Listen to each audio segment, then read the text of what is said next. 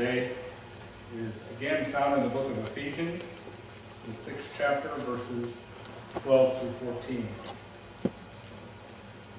For our struggle is not against flesh and blood, but against the rulers, against the authorities, against the powers of this dark world, and against the spiritual forces of evil in the heavenly realms. Therefore, put on the full armor of God, so that when that day of evil comes, you will be able to stand your ground.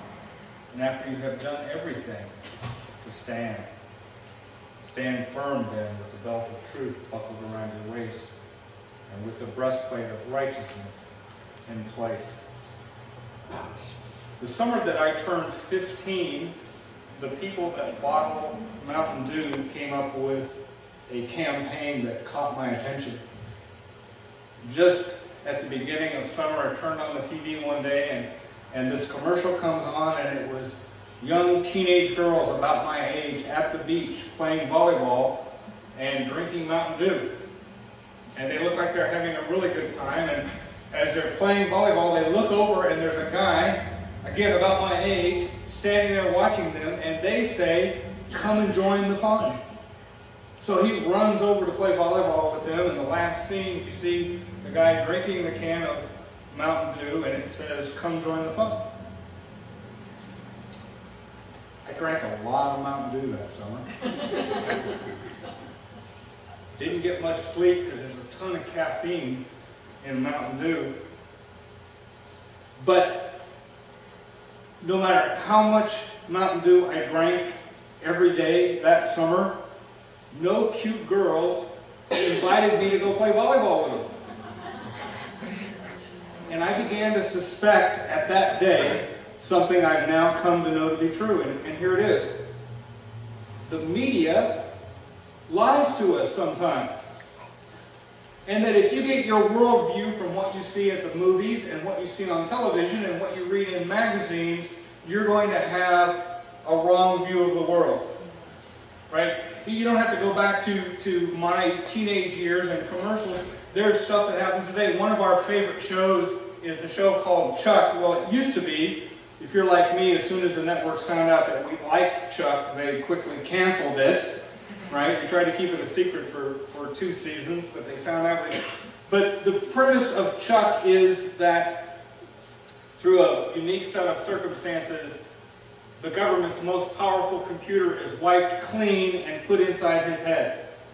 And so this everyday guy has 2 secret agents that are assigned to protect him and utilize this computer inside his head. And when he's not being an exotic spy for the government, he works for a place called Buy More, which is a thinly disguised version of Best Buy. And instead of being in the geek squad, he's in the nerd herd. And the point I'm going to make, if you watch Chuck, you would get the impression that working retail is an exciting profession and extremely fun. And I've worked retail before, and they exaggerate. Hollywood doesn't always get that right. And sometimes it can be funny. Working retail is not a bad way to be. There are, in fact, enjoyable moments. And drinking Mountain Dew for the wrong reasons, it didn't kill me. Okay? But if we get our idea of who God is and who the adversary is and what their relationship is, if we get that from the media and not from the scriptures, we could cripple ourselves. And that is important. If you were around in 1990 and 1991, when the first desert storm was about to begin, one of the things that came up in discussion among people and in the news was basically how the United States was going to be able to defeat the mighty Iraqi army. See, in the Middle East, Saddam Hussein's army was in fact the biggest army on the block, and he had a well-deserved reputation for being a bully. And so for him to go into Kuwait and do whatever he wants was very much in character. And he had these troops that were called the Republican Guard, and they were the best troops in the Middle East. And this is not a nationalistic sermon, and I don't want you to take this the wrong way. I'm a patriot, but I'm not preaching American politics here. But I will tell you that prior to Desert Storm, probably because of the Vietnam War and the fact that we lost that conflict, it changed the way America saw itself. And even though on paper and in the news we would say that we were one of the two great superpowers in the world, when it came time to actually go into conflict with another nation, we felt like, what if we lose? What if we're outclassed? What if our troops go up against the vaunted Republican Guard? Oh my gosh. And I thought, you know, that's how a lot of Christians, and sometimes myself, that's how I approach this idea of spiritual struggle. That when I see in the movies and what I watch on TV, it makes the adversary seem so very powerful. Right? If you saw the movie The Exorcist, you know that those two priests had a tough time, and one of them, in fact, died during the exorcism. And the battle there is portrayed as being very pitched and hard-fought and difficult and close.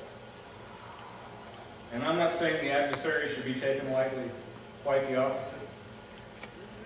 I think that when it's us versus the adversary that we are outmatched, and we should never get into that struggle. But when it's Christ versus the adversary, understand it's not much of a fight at all.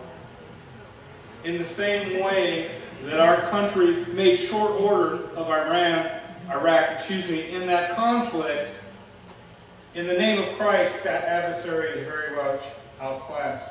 And so when Paul tells us that our struggle is not against flesh and blood, but against the rulers and against authorities, against dark powers in this evil world, we should rejoice because we're on the winning team.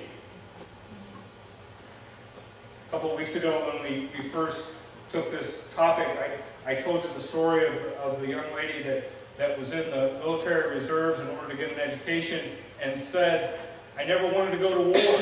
And I said, it's kind of foolish that if you're in the military, you've got to expect that that's going to happen. And I'll tell you again that if you call yourself a follower of Christ, in fact, even if you don't, understand that you are in that war. Paul does not say that our struggle, if we choose it, is against these powers. He tells us we are in that struggle. I'm using a lot of movie analogies because we watch a lot of movies during the summer, but we saw a preview the other day, and I'm not saying you should go see this movie. You probably will. For the Transformers, which is based on a cartoon, okay? That's all I'm going to say. But there's a scene, and it's the second one. There's a scene where